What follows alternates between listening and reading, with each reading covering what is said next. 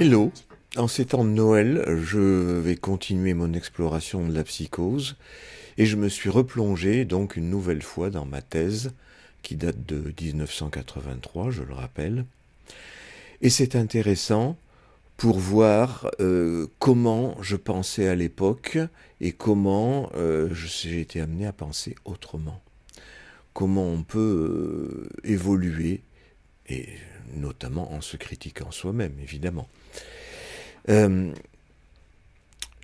la vidéo précédente, j'ai fait allusion à la thèse d'une amie que j'avais relue aussi pour l'occasion, dans laquelle je m'étonnais de voir ce que je vois en fait tout partout, c'est-à-dire qu'à partir du moment où une représentation se présente dans la réalité, ça s'appelle une hallucination, eh bien c'est vécu comme témoignage de la structure psychotique.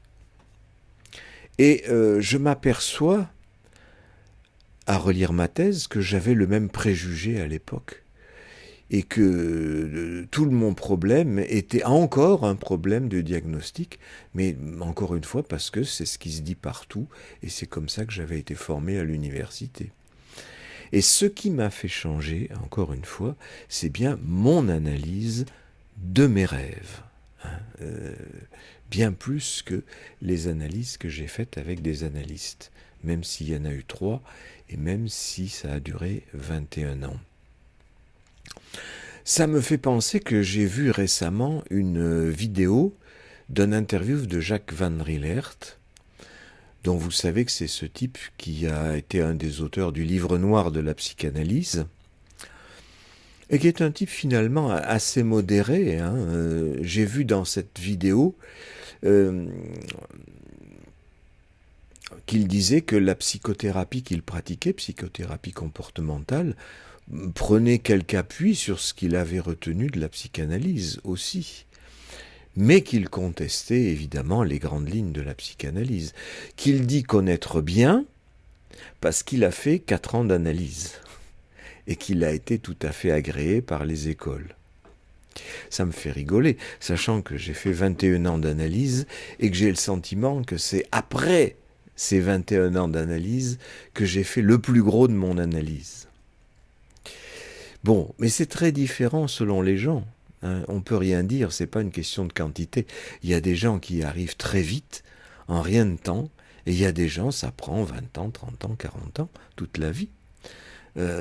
Ça dépend qui fait une analyse et qui fait une analyse avec qui. Parce que moi, je suis bien obligé de reconnaître que mes 3 analystes ont été des gens qui ne m'ont pas aidé du tout. Et comme je reconnais bien leur façon de faire dans tous les analystes que j'ai fréquentés ensuite dans les écoles en tant que collègue, je me pose des questions quant à la réussite des analyses, effectivement. La réussite étant se connaître soi-même. Maintenant, supprimer les symptômes, c'est peut-être pas le plus évident, mais ce qui est certain, c'est se connaître. Et quand même, quand on se connaît mieux, on va mieux. Même si on va mieux, en acceptant ses difficultés, voire ses symptômes. C'est plutôt comme ça que je vois la fin d'une analyse. Encore que je dis toujours, il n'y a pas de fin à l'analyse. Dans ce qui me concerne, je la continue en permanence. Je la considère comme jamais finie. Alors, revenons justement à l'analyse de ma thèse.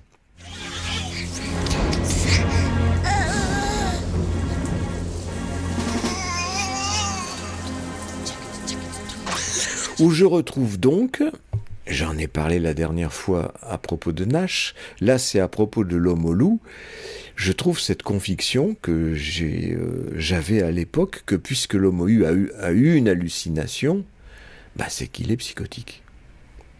C'est un petit peu ce qui se dit tout partout.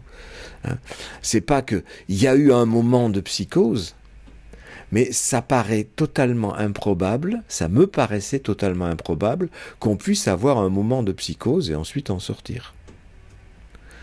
J'appellerai donc psychose seulement ce moment-là où on voit des représentations dans l'extérieur. Comme je l'ai déjà dit, ça m'est arrivé. C'était juste des moments. Et alors ? Et je crois qu'il y a des tas de gens qui sont comme ça. Et qui ne pensent même pas à dire que c'est une psychose. Un jour, ça leur est arrivé et puis voilà. Et ils ne se sont même pas posé la question plus avant. Ce sont des choses qui peuvent passer plus ou moins facilement et que l'on peut aider à passer plus ou moins facilement selon les personnes que l'on rencontre et selon surtout la relation qui se noue entre l'analysant et l'analyste. Donc j'avais cette conviction que puisqu'il y a une hallucination, c'est de la psychose. Mais du coup, j'essaye dans ma thèse de démontrer que tout le reste des productions de l'homo loup, telles qu'elles nous sont rapportées par Freud, vont dans le sens de cette psychose.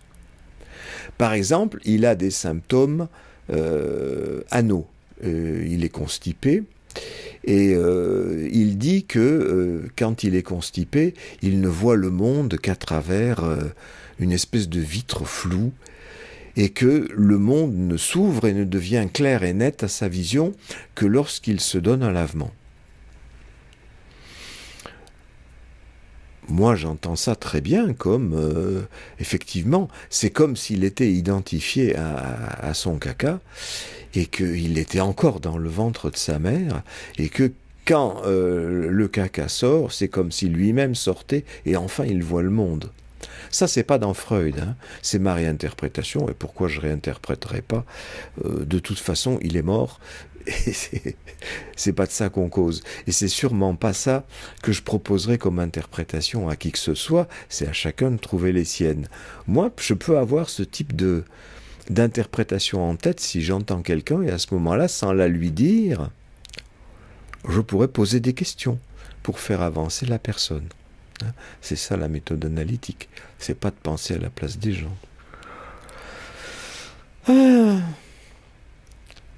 Et donc, ce symptôme anal peut être entendu comme une identification à une femme. Parce que c'est une façon de dire, du moins c'est ce que je pensais à l'époque, régression à la période anale. Parce qu'il y a la période génitale, la période génitale, c'est de comprendre la différence des sexes, et elle ne se comprend qu'à travers la castration, du moins pour les enfants. Régression au stade anal veut dire « je ne veux rien entendre de la castration », j'en reviens à la théorie du cloaque, c'est-à-dire tout se passe par l'anus. J'ai eu ce fantasme-là aussi, et je l'ai encore, puisque tous les fantasmes ne sont pas faits pour être effacés. Ils sont là, ils s'empilent les uns sur les autres. Et ils reviennent dans les rêves. Dans certains rêves, dans d'autres ils ne reviennent pas. C'est selon. Mais à l'époque, j'étais dans l'idée, mais qui vient de Freud, là, parce que Freud, lui aussi, il est, enfin lui aussi, c'est plutôt moi aussi par rapport à lui, je le suivais à l'époque, il est dans une histoire d'évolution entre l'oral avec le sein, l'anal avec la merde, et le phallique avec le phallus, et la castration. Et il pense que lors de l'hallucination, l'homo loup rejette la castration. Il n'en veut rien savoir, au sens d'un refoulement, dit-il. Et moi, je pense que, au contraire, l'hallucination est une façon de symboliser la castration. Alors, comme c'est un refoulement, effectivement, comme le dit Freud, il n'en veut rien savoir au sens du refoulement, tous les refoulements fonctionnent comme ça. Je n'en veux rien savoir. Et là, c'est rejeté violemment, plus violemment que chez d'autres personnes, c'est rejeté dans l'extérieur.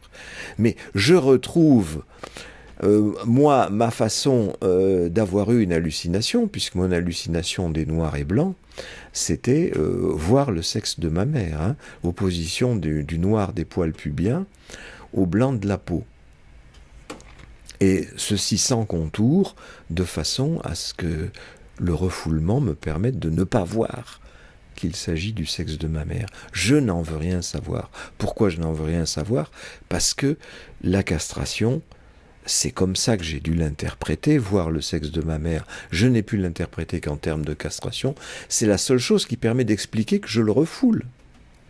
Sinon, je dirais, ah bah oui, c'est le sexe de maman, après tout. Ils sont comme ça, les femmes sont comme ça, où est le problème? Ça, c'est ce que je me dis en tant qu'adulte. Mais en tant qu'enfant, non. La seule explication, c'est qu'on le lui a coupé, c'est insupportable, je le rejette dans l'extérieur. Alors l'homme au loup voit un doigt coupé, moi, je vois du noir et du blanc. Chacun son mode. Après ça, pourquoi? Qu'est-ce qui décide un mode plutôt qu'un autre? On n'en sait rien. Moi, je ne peux pas dire pourquoi c'est comme ça, plutôt qu'une hallucination de doigts coupés. Je n'en sais rien. Mais encore une fois, c'est pas parce que j'ai cette hallucination que j'ai l'étiquette psychotique, et comme encore une fois, je dénie tout à fait l'usage de cette étiquette. Il y a des moments où il peut y avoir psychose et d'autres où on n'y est pas dedans. Et donc il me fallait dans ma thèse que tous les autres éléments donnés par l'homme au loup aillent dans le sens de la psychose, y compris donc sa régression anale. Et comme c'est un symptôme corporel, là aussi j'étais dans la croyance, qui est celle qui règne dans tous les milieux psychiatriques et psychanalytiques, que quand il y a un symptôme corporel, il est de l'ordre de l'hystérie. Même quand quand Freud plutôt parle des symptômes de Schreber a beaucoup de symptômes physiques, corporels, eh bien il en parle comme des symptômes hystériques. Mais c'est ça qui est intéressant de la part de Freud, c'est qu'il ne recule pas devant le fait que quelqu'un qui est visiblement dans la psychose a aussi des symptômes hystériques. Ça ne le dérange pas. Mais dans l'homme au loup, il essaie d'entendre, ou moi, du moins lisant l'homme au loup, je comprends qu'il essaie d'entendre que même le symptôme anal n'est pas un symptôme hystérique. C'est un symptôme qui est de l'ordre de la psychose, parce que c'est la régression, c'est le rejet de la castration, rejet dans l'extérieur, qui entraîne la régression au stade anal. C'est-à-dire que c'est en fait une conséquence de la psychose. Ce qui est complètement idiot, je trouve, aujourd'hui. Je trouve ma pensée de l'époque complètement idiote, mais ma pensée de l'époque était basée sur quoi? Sur ma lecture de Freud et sur mes études à l'université et dans les écoles de psychanalyse. Alors que ma pensée de maintenant est basée sur ce que j'ai trouvé dans mes rêves, et comme dans mes rêves, j'ai trouvé tous ces trucs-là en vrac, je sais bien que on peut avoir tout ça en même temps.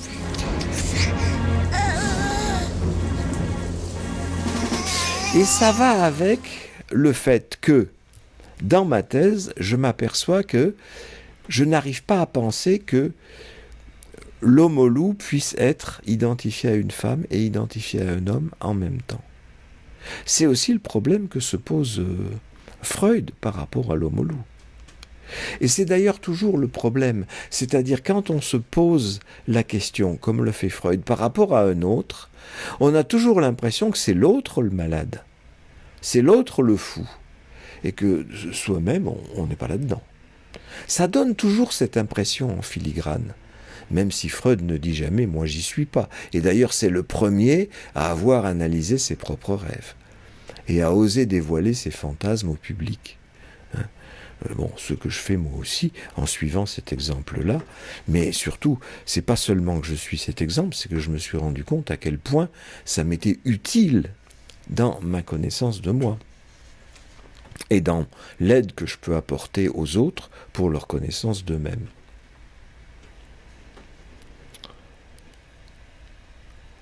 Et donc, j'avais cette idée qui court tout partout, que pour être adulte, pour être normal, il faut assumer la castration. C'est comme ça que c'est dit.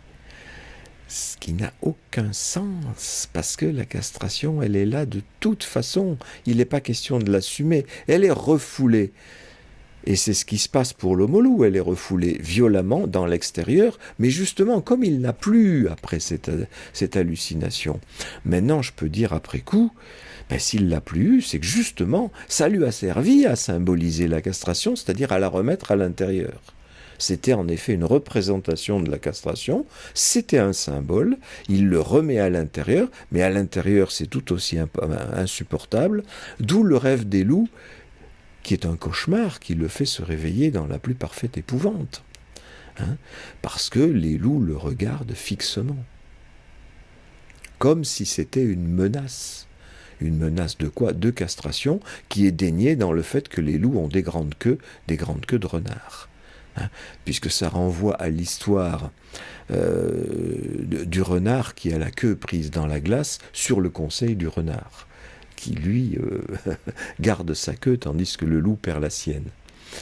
Et il y a un moment où, dans cette histoire, je crois, les loups forment une pyramide pour attraper quelqu'un qui s'est caché dans l'arbre. Et quand on rappelle au loup qui est à la base qu'il a perdu sa queue dans l'étang, qui a été coupée à cause de la glace, à ce moment-là, il se retire et il s'enfuit épouvanté, faisant s'écrouler toute la pyramide. Alors je l'avais entendu à l'époque comme dans la théorie lacanienne, c'est-à-dire il y a un rond qui s'en va du nœud borroméen et tous sont libres. Et tous sont libres, ça va très bien avec le fait de ce qu'on trouve dans ce qui est appelé la schizophrénie, c'est-à-dire ces paroles dont j'ai donné un exemple avec l'Abdel, qui était dans ma première vidéo consacrée à la psychose, c'est-à-dire ces paroles qui n'arrivent pas à boucler une signification. Je ne vous les redis pas ici, je vous renvoie à ce moment de la première vidéo consacrée à la psychose.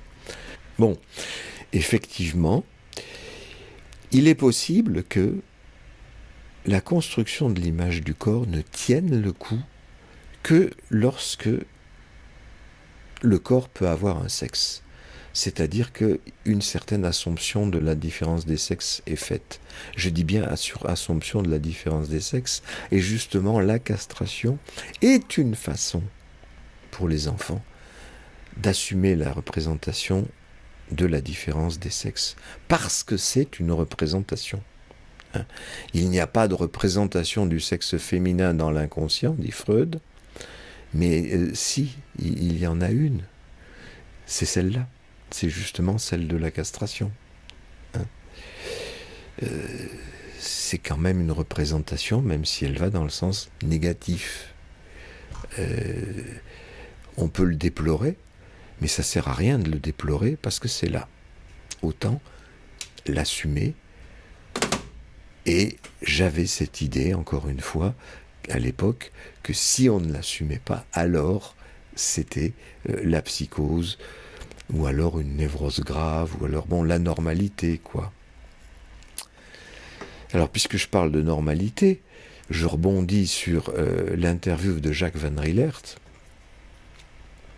cet adversaire de la psychanalyse qui a été dans la psychanalyse, et qui dit maintenant que ces histoires d'Oedipe et de castration, c'est évident que ça ne marche pas, allons, c'est tellement ridicule, personne ne pense des choses pareilles. Alors lui, avec ses 4 ans d'analyse, moi, ça me dit que, effectivement, il ne l'a pas trouvé. Mais il y a des gens qui, au bout de 30 ans d'analyse, ne l'ont pas trouvé non plus. Est-ce que ça veut dire que ça n'existe pas ? Alors, à la fois, je peux dire, puisque maintenant je supporte la contradiction, c'est que si pour ces gens ça n'existe pas, je ne vais pas les contredire, c'est comme ça. Moi, je pense que c'est parce que c'est très profondément refoulé. Et ça l'a été tellement profondément chez moi que j'ai mis plus de 20 ans à le trouver.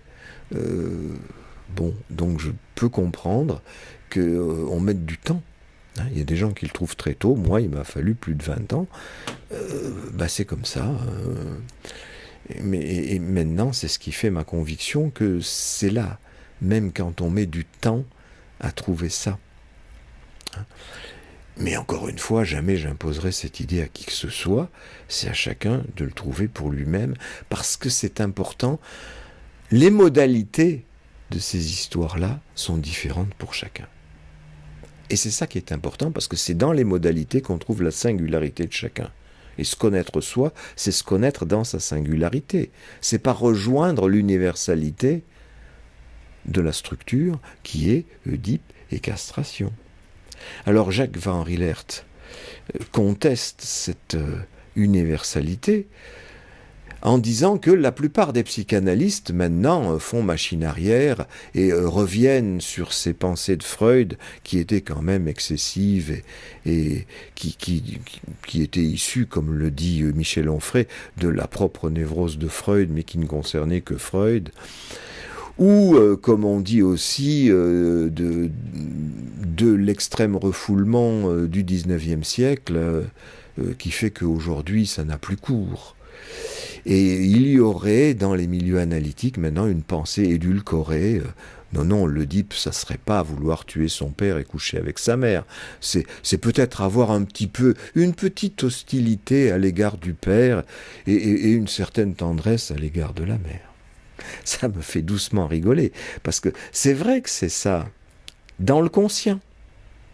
Dans le conscient, c'est peut-être de temps en temps une petite hostilité à l'égard du père, mais de la mère aussi, parfois. Et une tendresse à l'égard de la mère, mais aussi à l'égard du père, parfois. Ça, c'était aussi dans Freud. L'Oedipe est souvent, et tout le temps même, croisé. On a affaire à une jalousie, étant donné qu'il y a deux parents, qui est, quand l'un s'occupe plus de moi ou manifeste plus de tendresse avec moi, l'autre va être jaloux et je vais être jaloux de l'autre, et ainsi de suite. C'est fatal. On n'y peut strictement rien. Mais c'est basé sur les sentiments de l'enfance qui, eux, sont très forts. Ils sont de l'ordre, parce que je les ai éprouvés en rêve, je le sais, ils sont de l'ordre, effectivement, l'envie de meurtre à l'égard du père et l'envie de baiser la mère.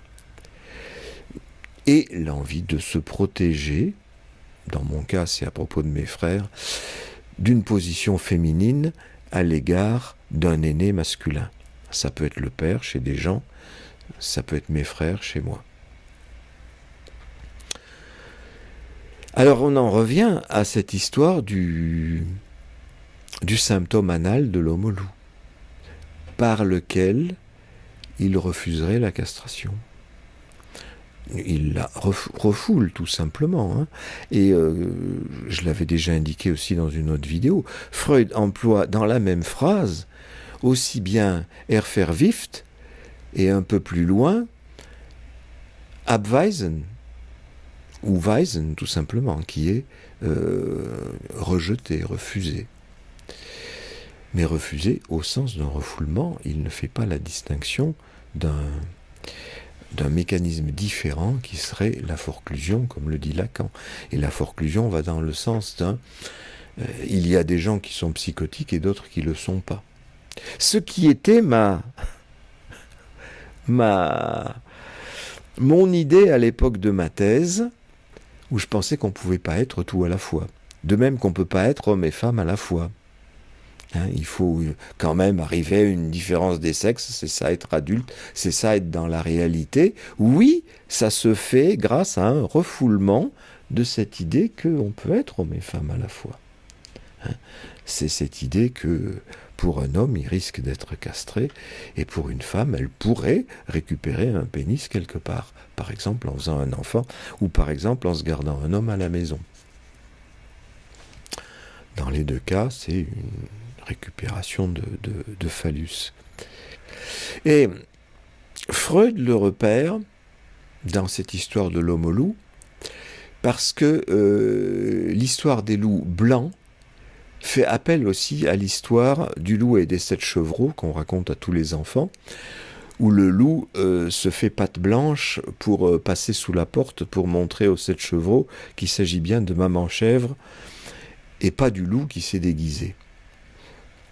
Vous voyez qu'il y a une opposition de noir et blanc là aussi, qui rejoint mais noir et blanc, où je pense qu'il y a aussi quelque chose d'universel là-dessous. Eh bien, dans l'histoire du loup et des chevreaux, le loup qui a mangé les chevreaux, à la fin, comme tout finit bien, un bûcheron le découpe à la hache et les 7 chevreaux sortent du ventre, comme du ventre d'une maman. Or, c'est un loup papa, ça ne fait pas de doute. Hein. Et donc, dans les contes, comme dans les fantasmes et comme dans les rêves, un homme peut accoucher.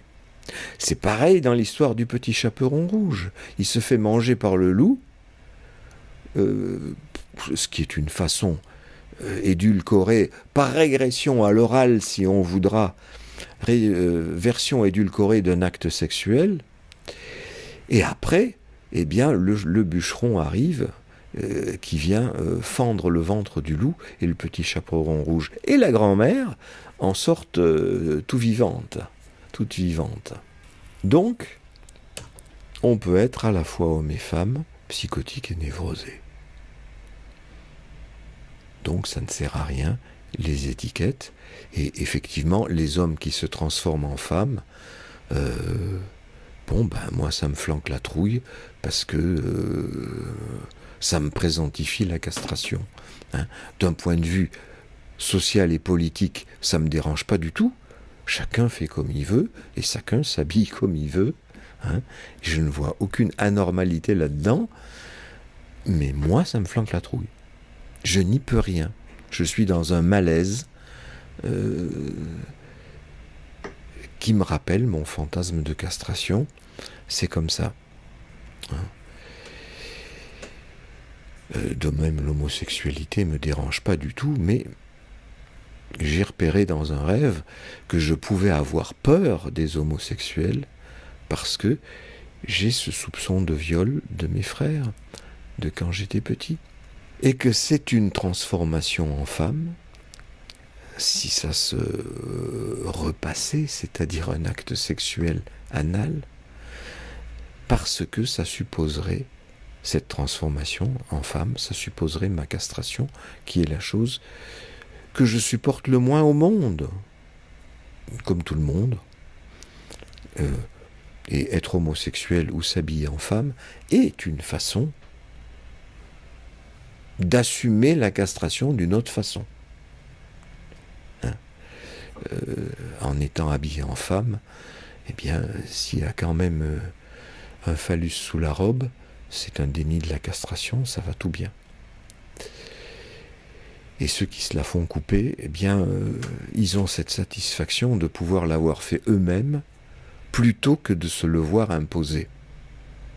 C'est une façon de rompre avec l'angoisse, de faire un deal avec l'angoisse, hein, plutôt que ça me pendonnait toute la vie, eh bien, je le fais une fois pour toutes, comme ça, c'est réglé, je n'aurai plus cette angoisse. C'est une illusion, hein, mais ce sont des...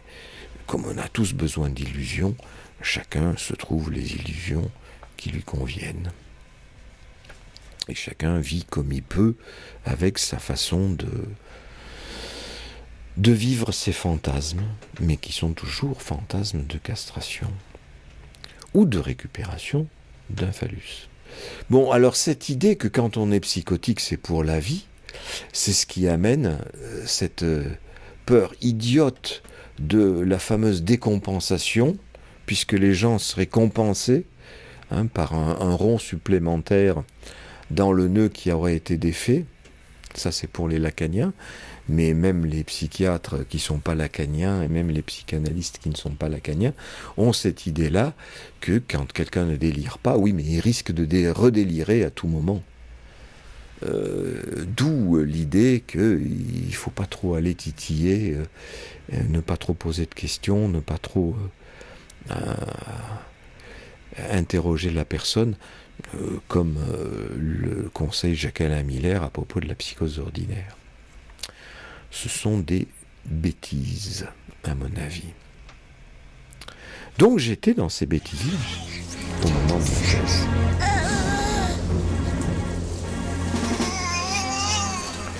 Donc, dans la scène primitive Ce que dit l'homme au loup ce que dit Freud de la scène primitive de l'homme au loup, c'est-à-dire qu'il aurait pu observer une copulation de ses parents quand il était tout petit, et que le rêve des loups serait une reproduction déformée par le refoulement de ce qu'il a vu à l'époque. Qu'est-ce qu'il a vu à l'époque? Eh bien, le pénis de son père disparaître dans les fesses de sa mère, et horreur, il n'en a plus, et après il réapparaît, ouf, il en a encore.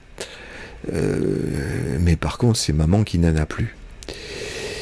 Et dit-il, le rêve aurait pu permettre, par une symbolisation de la scène primitive et donc de la castration, d'assumer ainsi cette castration, et ça aurait pu permettre à l'homme au loup de dire non, un père ne peut pas avoir d'enfant, non, une mère ne peut pas avoir de pénis. Voilà, c'est-à-dire que pour Freud, il faudrait qu'il y ait une structuration en termes de réalité.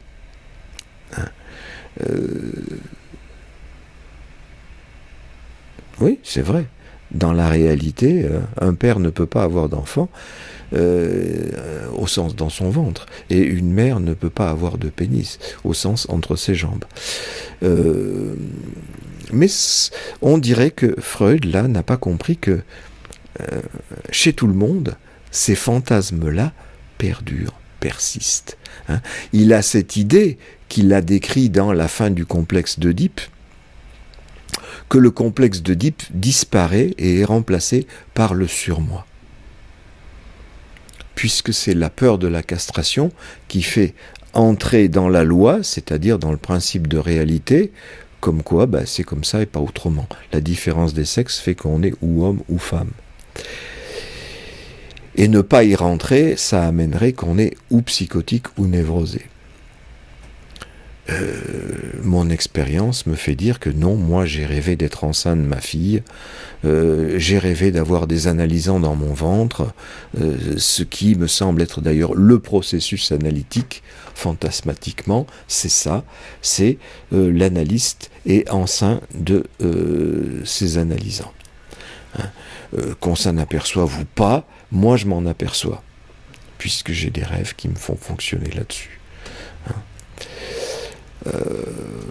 Donc oui, un homme peut avoir des enfants, fantasmatiquement, et encore heureux s'il est analyste, parce que c'est justement son boulot, de remettre au monde, de permettre une remise au monde d'une manière un peu plus douce. Pas d'une manière parfaite, pas d'une manière sans symptômes, pas d'une manière dans le bonheur absolu, ça n'existe pas, mais d'une manière un peu plus douce, venir au monde à nouveau en se connaissant mieux. C'est-à-dire venir au monde en étant celui qui se fait mettre au monde, et non plus celui qui est parlé.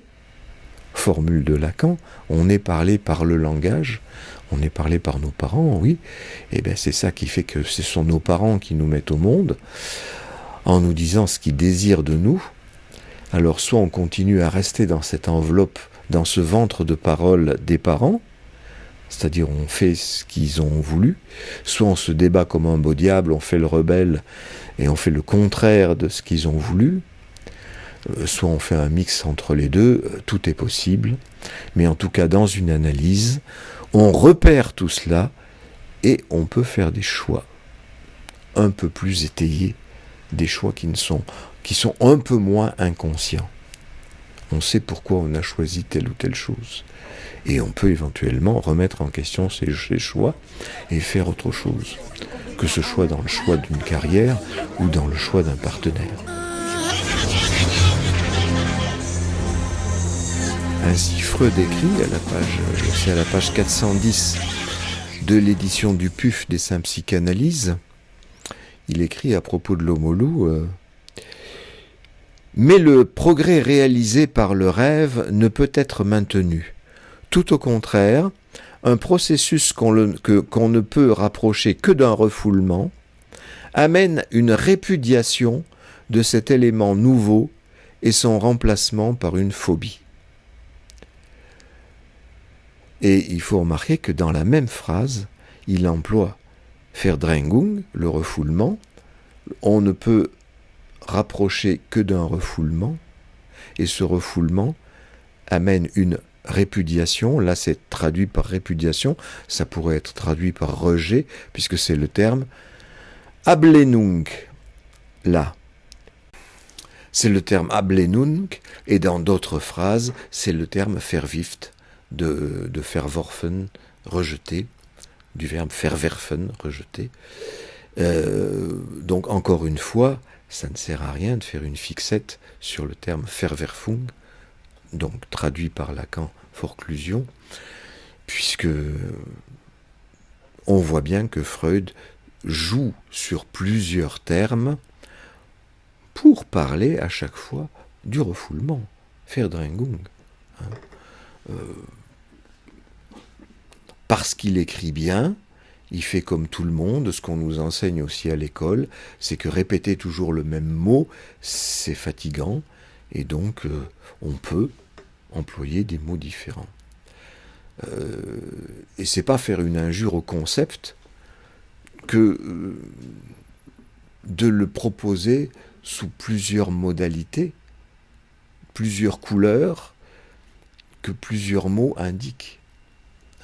Comme une petite nuance qu'il peut y avoir entre un refoulement proprement dit à l'intérieur, qui ressort dans des rêves, et un rejet qui ressort en hallucination.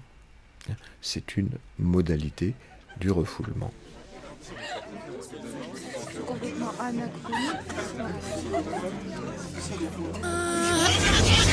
Alors, j'ai quand même pas tout faux dans ma thèse, parce que à un moment, j'écris ceci: le trajet de la pulsion mort semble englober cette entité monstrueuse qui bouge autour d'un trou qu'elle cherche à combler. Alors, je le rappelle, j'avais cette idée du trajet de la pulsion. Soit elle revient dans le trou, c'est le schéma de Lacan de la pulsion, soit elle fout le camp, et c'était mon idée d'un trajet psychotique. Faut bien distinguer. Or, c'est pas tout à fait faux au sens que finalement j'ai puisé dans ce schéma ma théorie de la rondelle, que je vous explique depuis bien longtemps, qui n'est pas autre chose qu'effectivement ce trajet, que je dirais pas forcément de la pulsion, mais plutôt du désir, qui tourne autour et qui ferme la boucle de façon à obtenir une représentation. Mais justement, quand l'homme loup a son hallucination du doigt coupé, eh bien, c'est une représentation, la boucle se boucle.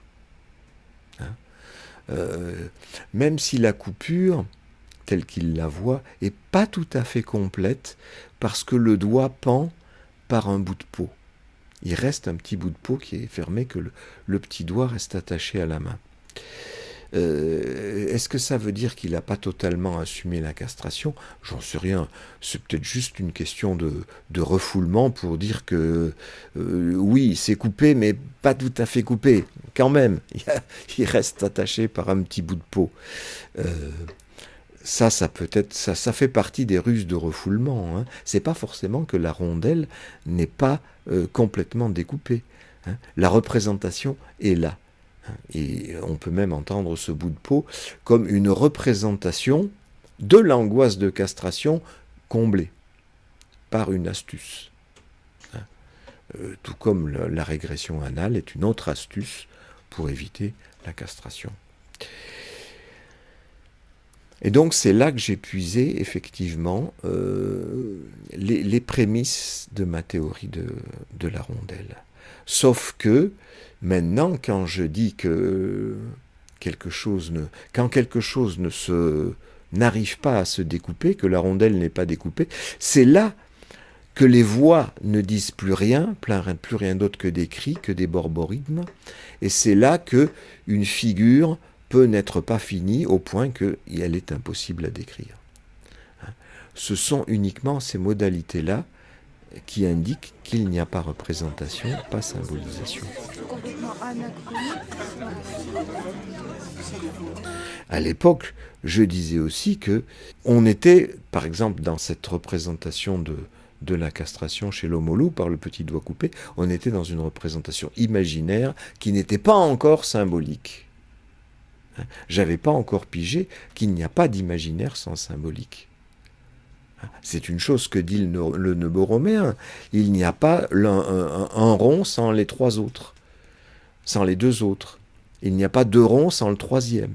Sinon, le Neuboroméen ne tient pas, ça ne marche pas. Mais c'est la seule chose que le Neuboroméen dit de façon pertinente. Parce que, encore une fois, on ne peut pas décrire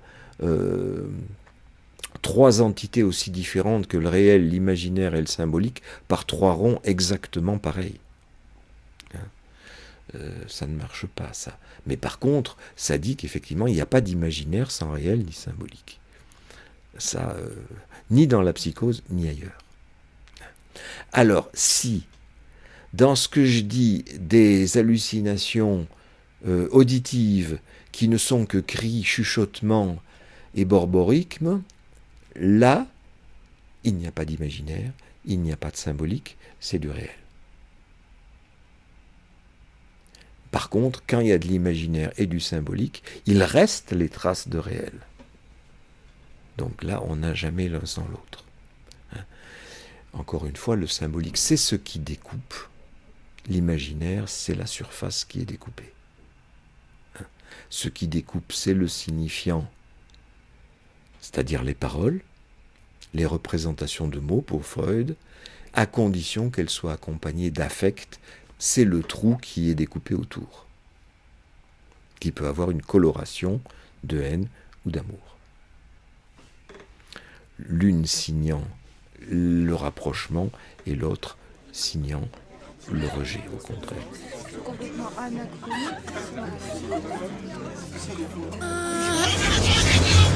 Alors, tous ces préjugés se retrouvent dans le titre de ma thèse, Psychose et féminité. Parce que c'est l'idée que, dans la psychose, la castration n'est pas assumée, et que donc, ça renvoie nécessairement à une identification à une femme. Ce qui était le cas du président Schreiber. On voit que c'est le cas de l'homme loup par sa régression anale.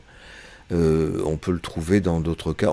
Quand on a ce préjugé en tête, on peut le trouver partout. Et c'est pas difficile de le trouver partout, parce que c'est aussi chez les névrosés, c'est-à-dire chez moi-même. Il a donc fallu que je le trouve chez moi-même. 30 ans plus tard, quelque chose comme ça. On ne sait plus rien exactement quand est-ce que je l'ai trouvé, mais beaucoup, très longtemps après cette thèse, encore une fois, parce que dans cette thèse, je ne raisonnais qu'à partir des bouquins, et ce que je voyais dans l'hôpital, ce que j'entendais dans l'hôpital où je travaillais déjà, je le voyais, je l'entendais à travers les bouquins, et non pas à travers mon analyse. J'insiste vraiment là-dessus, parce que c'est le truc fondamental. Donc, psychose et féminité, parce qu'il y a un effet pousse à la femme de la psychose. Ça, c'est une formule que j'avais piquée à Melman à l'époque. C'était un truc qu'il professait, comme quoi dans la psychose, oui, comme chez Schreiber, comme chez l'homme loup, il y a un effet pousse à la femme, identification à une femme. Mais s'identifier à une femme, je m'en suis aperçu après, n'empêche pas de s'identifier à un homme. J'avais dit diverses choses à mon propre propos, notamment à l'analyse d'un rêve qui avait fait bondir un certain nombre de gens quand j'avais dit que quand j'étais petit, moi et les femmes à table, on ne parlait pas. Ce qui était une façon de m'identifier aux femmes. Et ça avait fait bondir parce que c'était insupportable de me voir identifié aux femmes. Effectivement, puisque c'est comme si je redisais que la castration est possible. Eh bien sûr qu'elle l'est, puisque c'est l'angoisse de castration qui est chez tout le monde. Donc quand j'en parle de cette façon-là, oui, je sollicite l'angoisse de castration chez tout le monde. Vraiment, c'est pas possible. Comment pouvez-vous vous identifier aux filles? Eh ben oui, ça m'empêche pas de m'identifier à un garçon.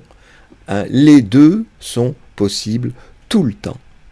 Hein, ce n'est rien qu'une question de nuance. Ce n'est jamais totalement tranché d'un côté ou de l'autre, comme le voudrait la belle et bonne réalité, le bel et bon sens dont on nous rabat les oreilles.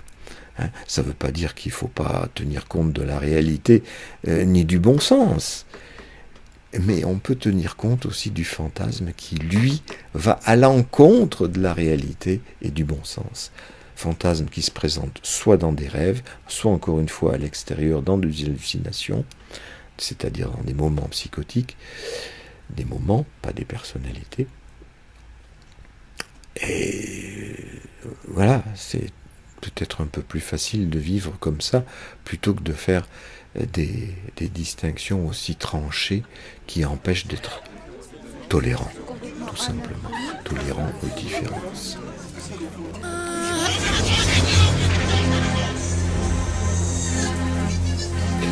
Voilà, j'avais l'intention de partir maintenant sur le chapitre de ma thèse consacré à un autre des personnages que j'ai rencontrés à l'hôpital psychiatrique au début de ma carrière.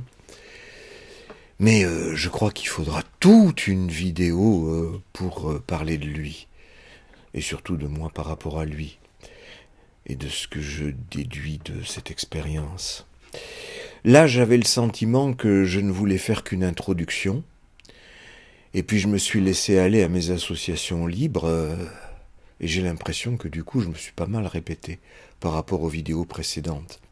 Mais si je me suis répété, c'est que j'en ai éprouvé le besoin. C'est donc que même si j'ai déjà dit des choses, c'était peut-être pas aussi clair que je le pensais, et il fallait donc le redire. Certainement d'une modalité différente, et une modalité différente, parfois, ça suffit à faire le déclic qui fait avancer les choses, avancer les compréhensions. Néanmoins, je ne voudrais pas vous quitter sans sortir de mes spéculations théoriques, parce que c'est un peu ça que j'ai fait jusqu'à maintenant, pour revenir à la pratique, ce qui est quand même toujours mon guide essentiel, c'est-à-dire l'analyse des rêves. Alors, pour ça, je prends un des derniers rêves que j'ai fait comme d'habitude, mais je vais le prendre comme exemple de ce que j'ai annoncé dans ce que j'ai dit précédemment, à savoir cette question d'être homme ou femme, hein, ou l'un ou l'autre, et où dans la réalité, on peut très bien s'être décidé pour ou l'un ou l'autre, tandis que le fantasme continue à poser la question. Même chose pour la psychose ou la névrose, comme si c'était deux choses qui s'excluent l'une l'autre alors qu'elles cohabitent. Alors voilà le récit du rêve d'abord. Alors, je travaille dans un atelier, et c'est l'heure de la fin du travail, le soir. Les autres sont déjà tous sortis, je ne sais pas pourquoi je suis en retard, mais je me précipite vers eux. Ils sont déjà tous entassés dans un taxi jaune, ils sont au moins 4 ou 5 là-dedans. Et je leur dis, je dis à l'un d'eux que je sais spécialiste, en lui brandissant une boîte que j'ai bricolée, en lui disant « Est-ce que tu peux me la réparer ?» Et il me répond « Mon pauvre vieux, tu vendras jamais un truc pareil. » Et il fait signe au chauffeur de démarrer. Ils ne m'attendent donc même pas, alors que j'étais censé partir avec eux en taxi. Et voilà, je vois la voiture disparaître au coin de la rue. Alors je reste sur le trottoir, médusé, partagé entre colère et angoisse, tristesse, qu'on me laisse tomber comme ça. Et puis je suis préoccupé aussi par l'idée que je peux pas laisser la boîte sur le trottoir, j'ai pas pu l'amener dans le taxi, il faut donc que je rentre en vitesse cette boîte dans l'atelier, peut-être pas la ramener à l'étage, ça me prendrait trop de temps, et juste ouvrir la porte, la ramener, la mettre à l'intérieur, fermer la porte et courir derrière la voiture en me disant que, vu la circulation, ils seront peut-être arrêtés à un feu rouge et je pourrais peut-être comme ça les rattraper. Et à ce moment-là, je me dis dans ma tête, j'attendrai pas qu'ils me fassent une place, j'ouvre la porte et je m'impose, je prends ma place. Alors je cours dans la rue, je passe le coin de la rue, et passé le coin de la rue, raté, la circulation est fluide, le feu est au vert, ils sont déjà partis, je ne les vois plus. C'est foutu. Il se trouve que je m'aperçois que je suis en chemise blanche bien propre, impeccablement repassée, et qu'il pleut. Ça m'arrive jamais d'être en chemise blanche bien repassée. Comme vous le voyez, je suis en pull ou en t-shirt. Ça, c'est un peu bizarre. Et puis, il y a un autre élément qui s'est peut-être dans le rêve, qui s'est peut-être passé avant ou après, je ne sais pas. Voilà, c'est une petite fille qui est à l'école. Et ça va être la sortie de l'école, comme c'était la sortie de l'atelier tout à l'heure. Elle est avec ses copines. Et elles sortent, elles se trouvent au moment du rêve où ça arrive là-dedans, dans cette scène, dans une espèce de petit préau qui fait comme une médiation entre intérieur et extérieur, entre l'école et la rue. Et cette petite fille, dans mon rêve, je me dis qu'elle est un peu délirante. Elle n'a cessé de raconter des histoires imaginaires à ses camarades, en les faisant passer pour vraies, évidemment. Et elle s'institue comme ça, comme leader du groupe des filles. Et ce qu'elle raconte dans ces histoires, c'est que il y a des gangsters qui la traquent, qui la suivent, qui lui veulent du mal, enfin bon, quelque chose comme ça. Et juste à ce moment-là, puisqu'elles sont dans le préau, tout près du trottoir et de la rue, il y a une voiture noire très compacte qui s'arrête à cet endroit-là. Et elle dit vite à ses camarades de rentrer se cacher. Attention, ce sont eux, ce sont les personnages imaginaires dont elle parle dans la cour de récréation.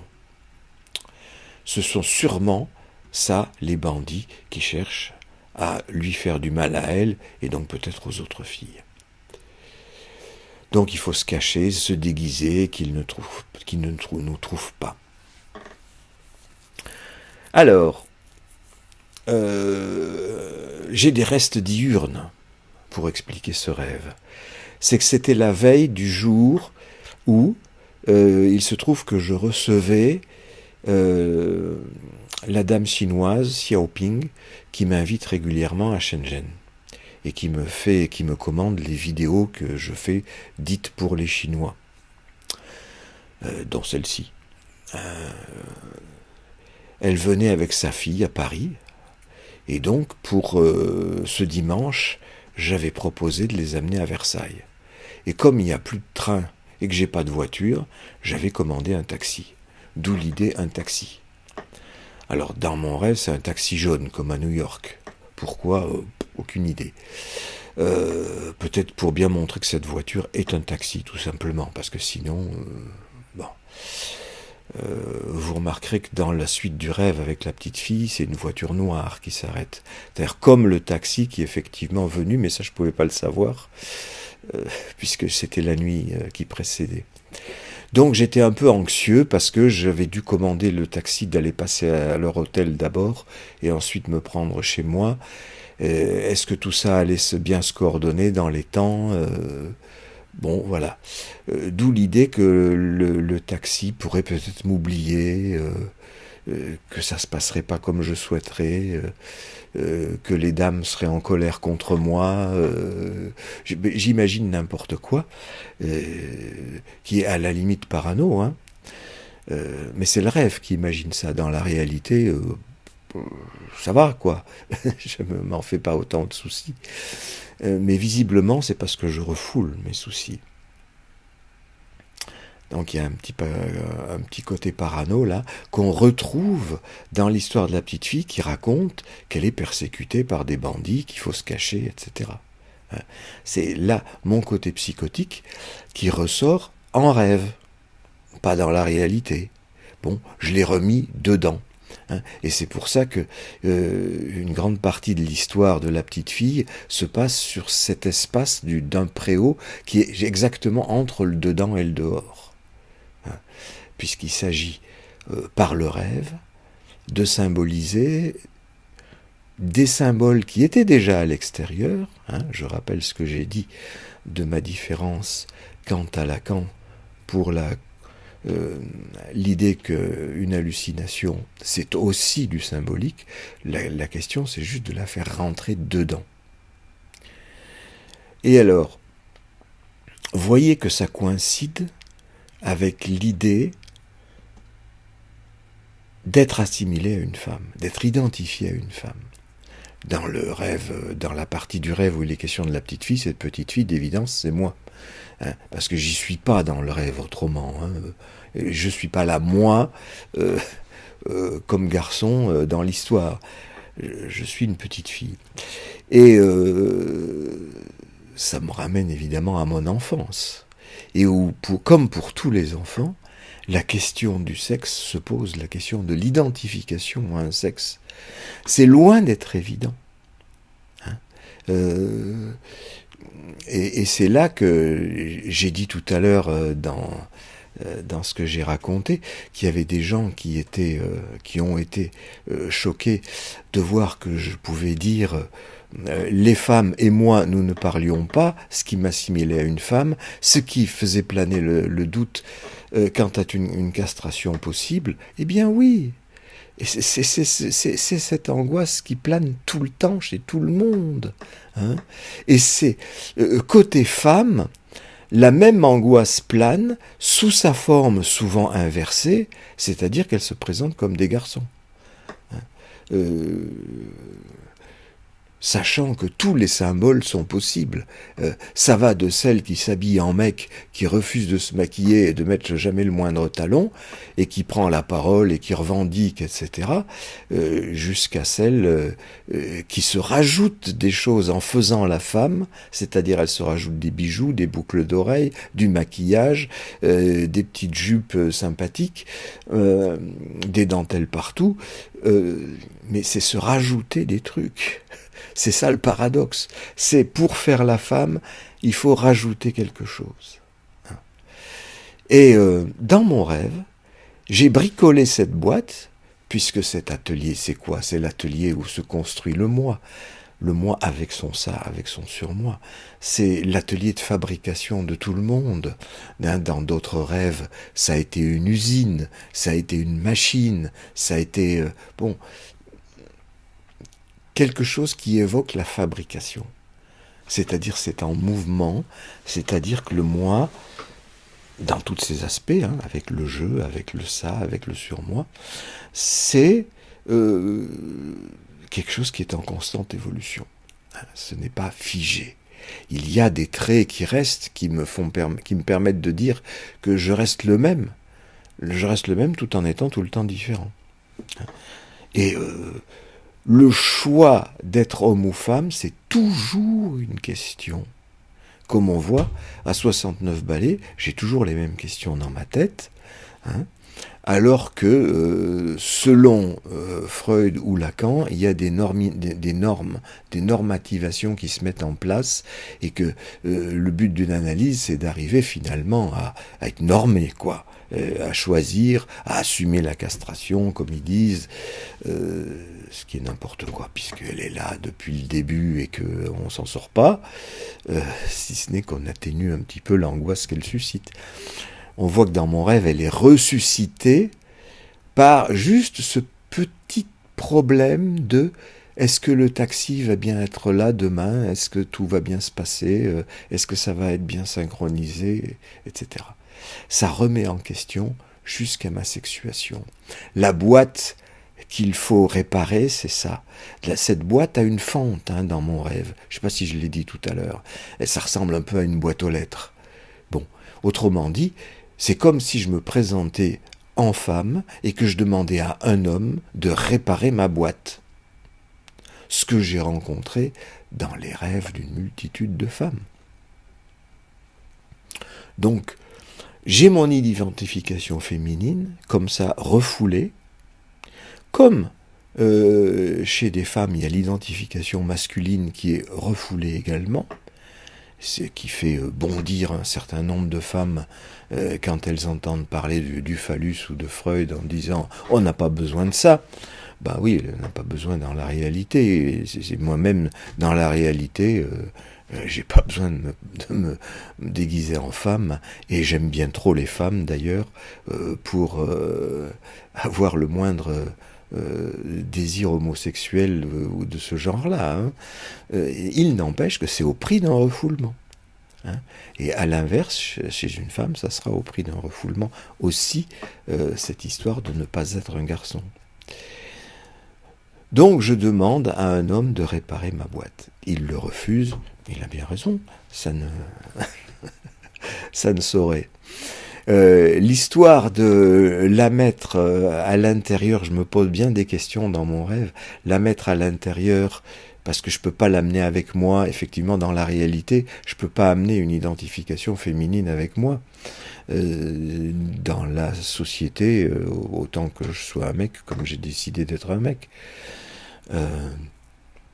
Donc je dois la ramener dans l'atelier de fabrication des rêves, et donc du moi, et pour vite courir après la réalité, c'est-à-dire mon rendez-vous avec des gens.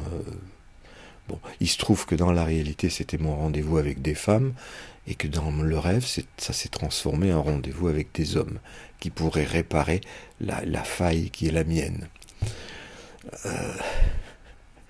Il se trouve aussi que Xiaoping m'avait dit qu'elle avait un cadeau pour moi qui pesait bien 5 kilos et que il fallait qu'elle fasse, qu'elle l'amène avec le taxi, ou qu'est-ce que je viendrais la chercher à son hôtel.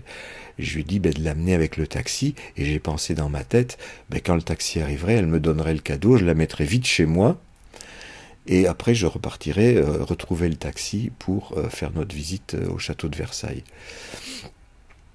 Vous voyez que cette préparation, ce plan que je faisais pour la journée du lendemain est complètement dans le rêve, mais avec ce background refoulé, que le cadeau dont il s'agit, c'est quelque chose qui va peut-être réparer justement la féminité refoulée. Hein. Et effectivement, quand on dit qu'il n'y a pas de représentation du sexe féminin dans l'inconscient, si, par exemple, voilà une boîte aux lettres avec une fente, et qu'il faut réparer.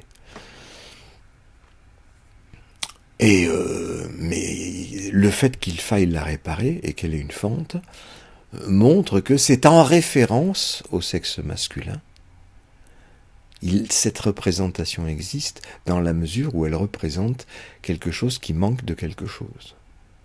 Malgré tout, cette représentation manque à être ce qu'elle est pour elle-même. Elle est que en rapport avec le phallus. Et le phallus lui-même, tout mon rêve le montre, n'est que en rapport avec le fait qu'il pourrait ne pas y en avoir, c'est-à-dire avec la castration. Donc les deux subsistent. Et il ne s'agit pas d'assumer, de ne pas assumer, d'arriver à une norme, pas à une norme. Encore une fois, chacun trouve sa solution, comme pour ce dont j'ai parlé pour la psychose, qui est mise en scène dans mon rêve au titre d'une paranoïa.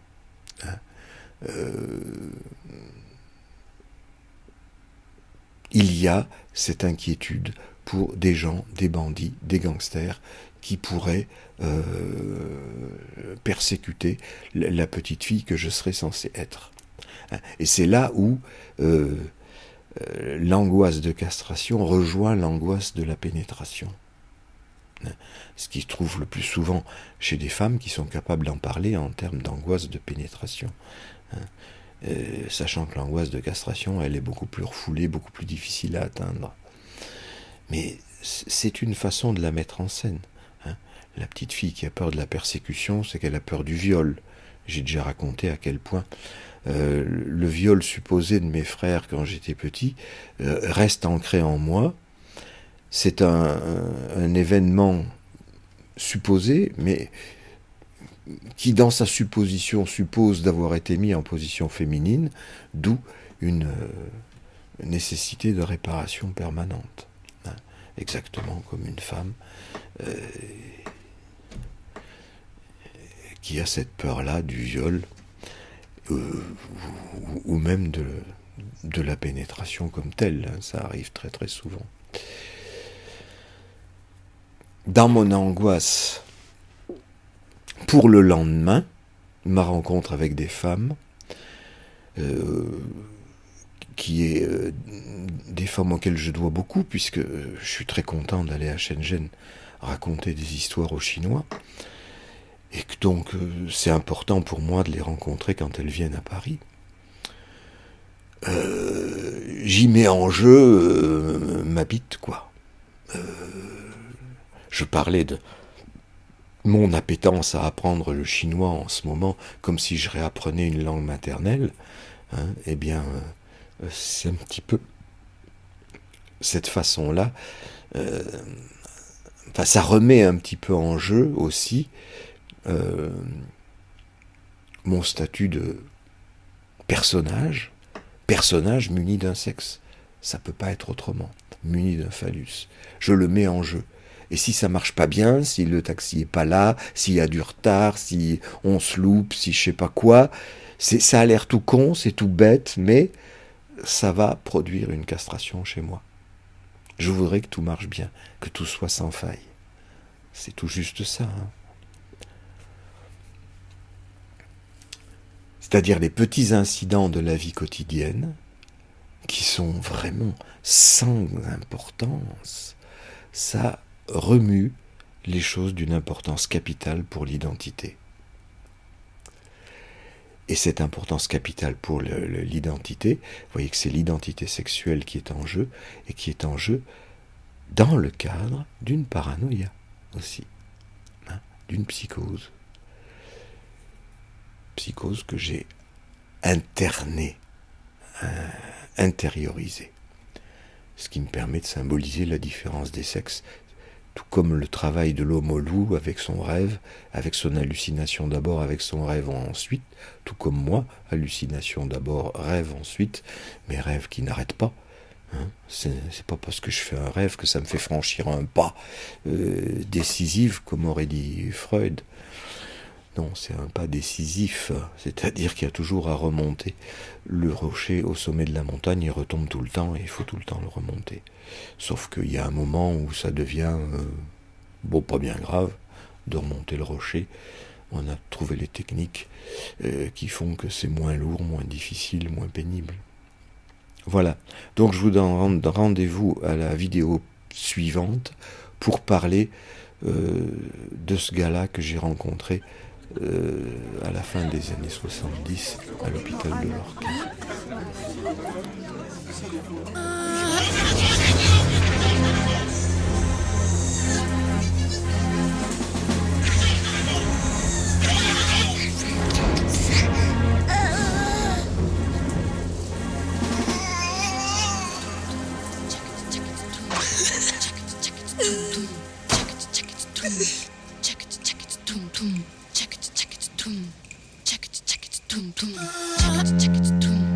Check it,